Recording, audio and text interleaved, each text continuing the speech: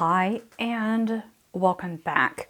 This is actually the second time that I have recorded the video for Less Than Zero and its sequel, Imperial Bedrooms. I recorded yesterday, but the ice cream truck came down the street while I was recording, and I thought there's no possible way that my microphone on my camera or on the lav mic would pick up the ice cream truck. Oh boy, did it ever.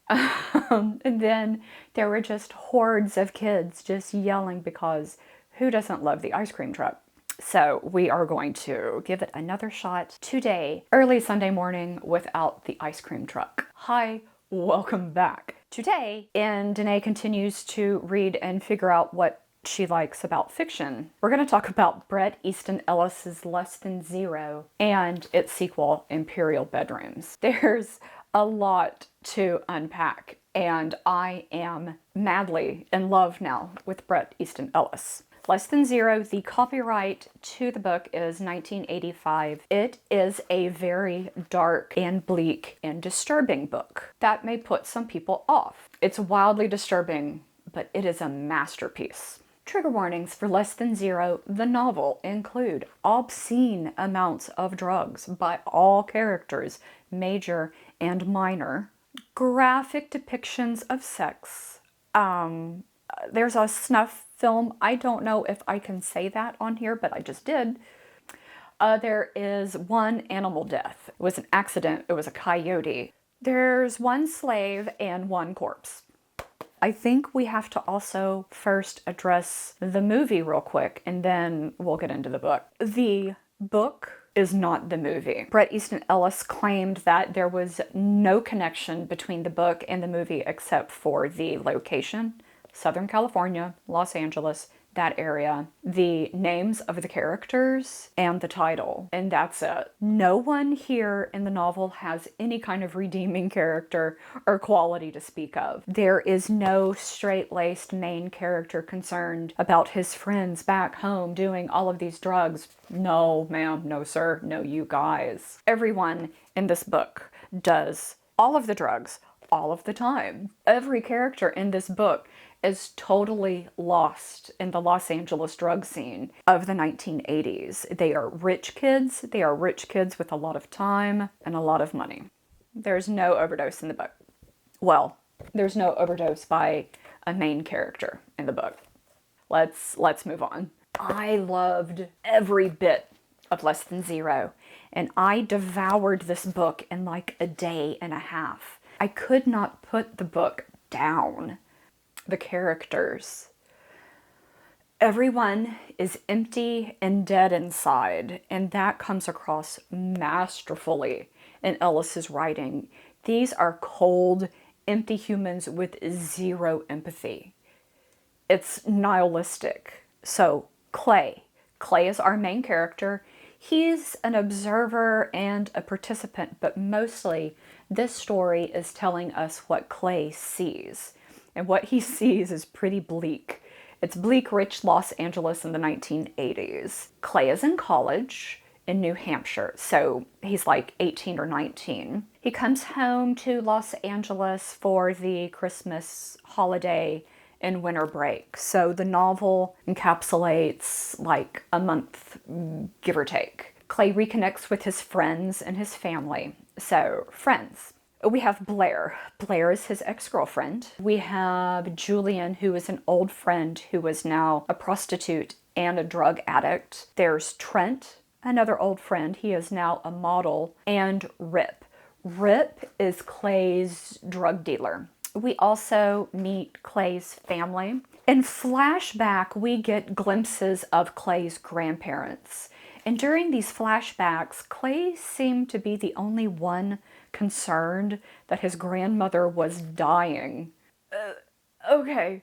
So then there's friends of friends and, minor characters throughout. As Clay, we go from party to party to party doing drug after drug after drug. We watch others do drugs. We watch others go to parties. Clay has several one-night stands. He tracks down his old friend Julian, and Julian asks Clay for a very large sum of money, and Clay loans it to him. Julian tells him it's to fund an abortion, but it's actually money for Julian to pay back his abusive pimp. It gets dark and bleak. There is a sexual assault, and then winter break is over and Clay goes back to college in New Hampshire.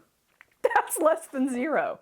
Then, 25 years later, we have Imperial Bedrooms. So Imperial Bedrooms is the sequel to Less Than Zero. We have the same characters from Less Than Zero, now 25 years later. The opening to Imperial Bedrooms is fabulous. It is Bret Easton Ellis clearing things up and clearing the air about Less Than Zero, the novel, and Less Than Zero, the movie. I had a really hard time with Imperial Bedrooms. Less Than Zero is graphic and dark, and Imperial Bedrooms is even more so. The novel opens and we reconnect with Clay. It is 25 years later. Clay is a screenwriter in New York, and he returns to Los Angeles to cast a movie. Clay is now a horrible garbage human. He is a narcissist. He is a masochist. He is a horrible devil of a man. So he meets back up with his old friends. Blair, the ex-girlfriend. Blair is now married to Trent, and they are in kind of a loveless marriage. We have Julian. Julian is now a high-dollar pimp. And then we have Rip. He is now the lead of a drug cartel, and it is made pretty clear that Rip is super disfigured by multiple facial plastic surgeries. During the casting process, Clay meets a woman auditioning for a part, and he develops a relationship with her. He's leading her on. He's telling her, you're going to be cast in this movie, and he has no intention of casting in this movie. Her name is Rain.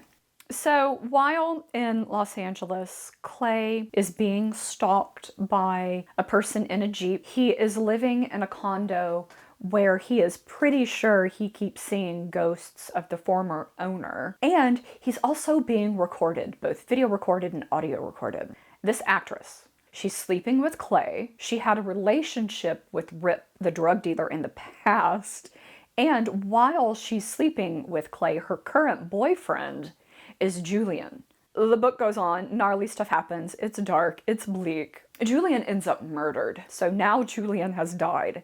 Clay is implicated in the murder. Then there are several gnarly, dark, descriptive sexual assaults happen back to back that if I sit alone in a room, alone with my own thoughts, I think about that and it comes into my brain. It's dark. It's dark. Blair at Julian's funeral implies that she has been the one that has been following Clay around, and she gives him an alibi so he isn't arrested as an accomplice to Julian's murder. That's Imperial Bedrooms. I felt unclean and kind of disturbed when I finished Imperial Bedrooms, but I guess that's the whole point. That's the whole point of fiction, right? Like, it's really kind of blowing my mind, this whole process. And I am all in on Bret Easton Ellis. I loved his writing. I loved the cadence to it. It's dark. There's black comedy to it. It's satirical. It's so good. I also have, you can't see, I'm trying to figure out my setup. You can't see that I've got like a whole stack of books here, I don't think. I have American Psycho. I have this other one that's called Glamorama. Every other novel and book that he has written, I now have on my to-be-read list. I want to stop reading what I'm reading now to pick up another one of his novels. I'm all in on Bret Easton Ellis. Would I read Less Than Zero again? Yes, to an extent. So yes, but I don't know if I need to, because my reread may take some of the gold out of it. But would I read it again? Yeah, absolutely. This book is 5 stars for me. I don't think that everybody needs to read it. I don't think it will be everybody's cup of tea. Your grandmother probably won't like it, though if your grandmother does like it, I would like to meet your grandma and be friends. This is a masterpiece. Imperial Bedrooms. Would I read Imperial Bedrooms again? No. No. No, I would not. But I think in the whole, what's the word I'm looking for? I think if you're going to read them back to back, it has value for, definitely for what it is worth.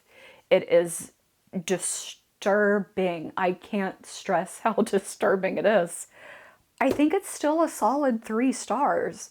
I don't ever need to read Imperial Bedrooms again. Ever. Ever. But it's still 3 stars. Okay, so I think next week I should be done with a Steinbeck book, John Steinbeck. But I really just want to put the book down and go back to one of Ellis's books.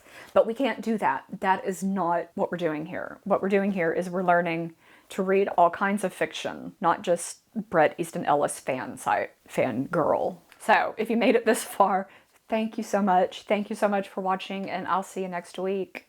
Bye.